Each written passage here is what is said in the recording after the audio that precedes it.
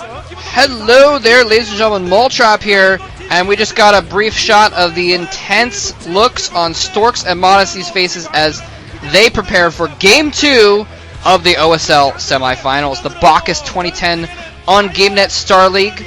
That's what OSL stands for, by the way. Occasionally do get people asking that. It's easy to forget sometimes if you, in anything that you do a lot of, it's easy to forget that other people have not done a lot of it, and you need to, you know, keep an eye out for that.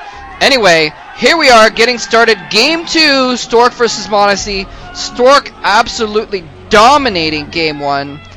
Well, maybe not absolutely dominating, but partly dominating Game 1.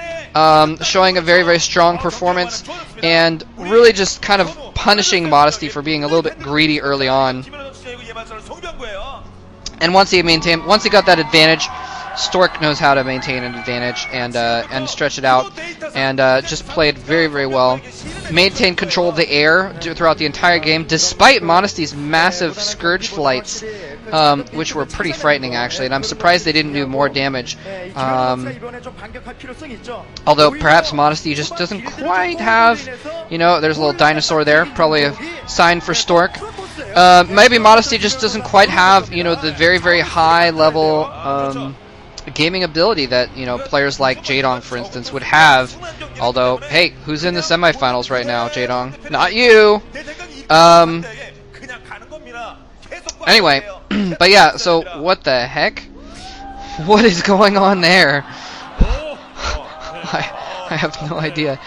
Oh man, I think they might have been for one of the casters, the Korean commentators. Anyway, this is Gladiator, another reverse ramp map. So we're probably going to see, well, I mean, we saw Stork's pylon out in front of his base, so it's almost certain that he's going to forge expand. But yeah, it wouldn't make too much sense to go for, well, it would make some sense depending on the situation, but it's definitely much easier if you can secure your expansion early on, so I'm not surprised at all that Stork's going to go for the forge expansion, secure his front door, secure the outside, and everyone's cheering.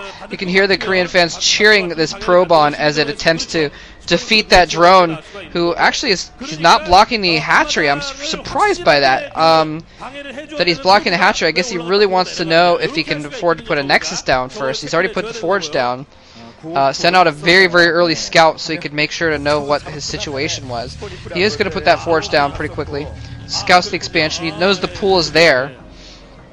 But it's okay when it's I think this is another overpool build. When it's overpool, you can afford to put that Nexus down as long as you put the forge down first. You've got it warped in, you can get your cannons out pretty quick. So Stork's going to have a pretty solid hold on his expansion. He is going for, you know, the forge expand build. So traditionally, you know, you get your forge down and you get your expansion down, and then traditionally, Protoss players will then tech behind that and really get their economy going, and so they'll be kind of stuck in their base for a while, and that's why we normally see, you know, the Zerg players will just expand, get a third base, and get their economy going a lot as well. Stork putting out a gateway at one side of that gap and putting some probes on the other side just to make it take a little bit longer for those Zerglings to get in there. Otherwise, they could just run by those two cannons. Cannons would take out probably a couple Zerglings, maybe 3, and then they could do a lot of harassment at Stork's main base. So putting those probes there, a decent investment of time, of the mining time, in order to make sure that those Zerglings don't run right by. And I believe he's actually moved the probes back off that situation now that he's, well, I'm not sure actually. I thought it... Actually, I don't know. Let's see. Second. Yeah, he did move the probes off. Okay, so that's kind of interesting. That once the Zerglings turned away, he kind of, and also he moved the probes away once he. I mean, he's got a scout in Modesty's base still, running that probe around, and so he knows that Modesty isn't making a ton of Zerglings or anything like that, and he actually knows right now that the Zerglings have come back to the main base to try and kill off this scouting probe. Anyway, Modesty is actually going to put his third base kind of in the bottom middle position. That's kind of interesting. Most of the time Zerg players will try and put their third base as far away as possible from the Protoss player to make sure that you know, the Protoss player has to go a long ways to attack it. Forces the Protoss player to split their forces and makes them more susceptible to a counterattack. And Stork is actually, he's sending his probe up and sort of to the right to try and check for expansions in that area. Whoop, nope, never mind. Just kidding, just kidding. Turns around, it's going to head home and try and find that expansion elsewhere. That's usually what they do once they've been driven out of the main. The probe tries to find that third base just so they know where it is. And look, yeah, he's checking these far away expansion locations when Modesty's actually put it in the bottom middle. And it's like I said, he's not going to have that advantage of you know, stopping the Protoss, making sure the Protoss has to go a long distance to attack them, but he is going to have the advantage of it's being a little bit closer to his main base. So it'll be a little bit easier for him to reinforce. He might be a little bit touchy after that loss last game where his third base got completely breached by just a few units, and it took him just forever to run all the way across the map to protect his own expansion. So anyway, got the Spire about halfway up, and Modesty's going to be able to come out with some Scourge here, as per normal. I don't think he's going to go for, yeah, he's not saving up any money or anything like that, so he's not going to go for quick mutas or anything along those lines. Just going to get a few Scourge out, try and control the air. Now, last game, Stork lost his first Corsair, but he still decided to keep making Corsairs in the background, and he actually continued Corsair production and just kept them at his cannons to protect them from Scourge until he had like 6 or 7 Corsairs. So I'm curious if Stork's going to do that this game as well.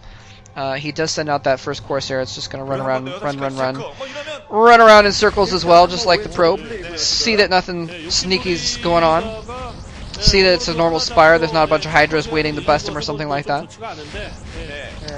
So yeah, Modesty playing just a normal macro style game, but again, very interesting. I got that third base where he did get it, which is going to make his fourth interesting yet. See, if he'd taken the natural expansion in the bottom right and done the normal thing and gotten a bunch of defenses and droned it up, then it would be really, really easy for him to take that bottom right fourth base, because it'd be protected. It'd be the other spawn point, and he'd already have it protected because he had the expansion of that spawn point. But in this case, he's not taking a base that's you know, behind a spawn point or in front of a spawn point, so he's not going to be able to get that quick fourth unless he takes that mineral only that's just right outside of his natural, kind of on the low ground by the little weird ramps that there are in this. This is a weirdly shaped map. As you can kind of see on the minimap, it's kind of like a star shape with lots of spokes, sort of wedge-shaped spokes. And Stork actually is going to attack with some speed lots. He might wait just another moment for +1 to finish. Speed is upgraded. Actually, I don't know if he has +1 of researching. Whoa, Corsairs! Running right by the Scourge. Gonna survive though. But actually, Modesty has decided to mass Hydras off these 3 bases. Stork sees it coming. He's getting +1 air weapons still, and a robotics support base up. He's going to start producing a Reaver. If he can get that Reaver out, it's going to shut down this rush. But he's in the meantime having to produce several cannons. He's got a lot of zealots. It looks like yeah, he's got a lot of zealots, so he can actually hold off those Hydras pretty well. And it looks as if Modesty, okay, maybe Modesty's not going for rush after all. This is very interesting. He kind of got a bunch of Hydras, like he was going to go for a Hydra bust rush, but now he's switched into drone production. Perhaps once he saw all those zealots, he anticipated not being able to pull it off. And anyway, so Modesty kind of going a little bit back and forth. I like that move though. Stork kind of I wouldn't say panicked, but he kind of had to put down a couple more cannons there, play a little bit more defensively, so the Hydras kind of paid for themselves. And the Hydras are going to be able to, there we go, do a good job against these Corsairs as well. Ooh, takes out 1 or 2 Corsairs there with those Scourge. Nicely done. Stork has not yet reached critical mass to just insta-kill Scourge. And oh, is he going to lose another Corsair to these Hydras? No, he flies it out of the way. But the DT's coming in here, going for that third base. Modesty, are you going to fall for it again?